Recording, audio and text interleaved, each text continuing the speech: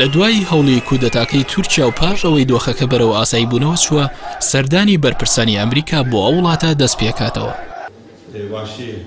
مەولود چاوش ئۆخڵۆ وەزیری دەرەوەی تورکیا لە چاوپێکەوتنێکیدا ئاشکرای کرد جۆن کێری وەزیری دەرەوەی ئەمریکا ڕۆژی 24 ئەم مانگە سەردانی تورکیا کات. ئەوە لە کاتێکدا پەیوەندیەکانی نێوان ئەو دوو وڵاتە هاوپەیمانی ناتۆ بەهۆی هەوڵی کودەتاکەوە ساردی بەخۆیەوە بینیوە، بە تایبەت کە لە سەرەتای کودەتاکەوە ئەمریکاش بە پاڵپشتی کودەتاکە تۆمەتبار کرا، بەڵام بەرپرسانی باڵای ئەو وڵاتە تۆمەتەکانیان ڕەت کردەوە. سەردانەکەی وەزیری دەرەوەی ئەمریکا بۆ تورکیا هاوکاتە لەگەڵ هەوڵی دەستپێکردنەوەی دانوستانەکانی تایبەت بە قەیرانی سووریا کە وەزیری دەرەوەی تورکیاش داوای کرد گەڕی چوارەمی دانوستانەکان لە ژنێڤ سەبارەت بە داهاتوو دەست بکەنەوە.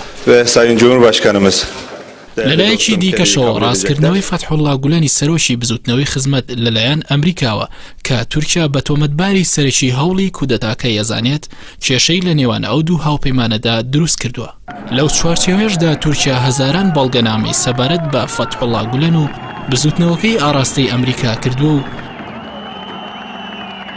لە نوێترین لێدوانیشا وتەبێژی وەزارەتی دەرەوەی ئەمریکا ئاشکرای کرد تا ئێستا وردبینی بۆ بەشێک لە بەڵگەنامەکان کراوە، بەڵام زانیاریەکانیان لە ئاستێکدا نەبووە کا گولەن ڕادەست بکەنەوە. ئاماژەی بەوەش کرد دەستیان بە وردبینی لە ژمارەیەک بەڵگەنامەی نوێ کردووە و چاوەڕێی ئەنجامەکانن. لای خۆشەوە ڕەجەب تەیب ئەردۆگانی سەرۆکۆماری تورکیا سەبارەت بە ڕادەستکردنەوەکەی گولەن ڕایگەیان. تا ئێستا بەردەوامن لە ئامادەکردنی دۆسیەکەی وتیشی ئەمریکا داوای ڕادەستکردنەوەی هەر تیرۆریستێکی لە تورکیا کردبێت بەبێ داواکردنی بەڵگەنامە ڕادەستیان کردووە. هەر بۆیە داوا لە ئەمریکاکەن زۆر درێژە بۆ پرسە نەدات.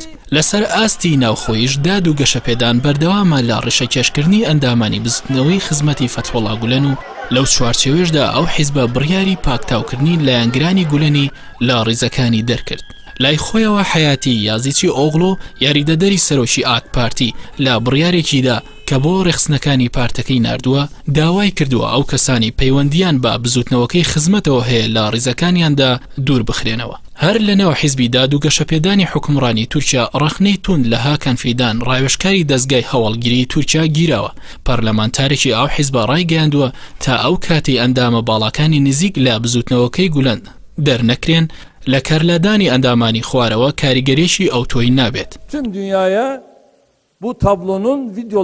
لەسەر ئاستی دەرەوەش سەرۆکۆماری تورکیا جارێکی دیکە داوای داخستنی قوتابخانەکانی سەر بە بزوتنەوەی خزمەتی لە وڵاتانی جیهان کرد. ئەردۆگان لەو بارەوە وتی ئەو بزوتنەوەی لە وڵاتانشدا ئەبێتە بەڵای گەورە و ئەگەر ڕێو شوێنی جدی نەگرینە بەر ئەوە باجەکەیەدەن. ئەردۆگان ڕاشیگەیان زانیاریان بەدەست گەیشتووە کە لە وڵاتانی پاکستان و سوودان و سۆماڵ خوێندنگەکانی ڕێکخراوەکەی گولەنن.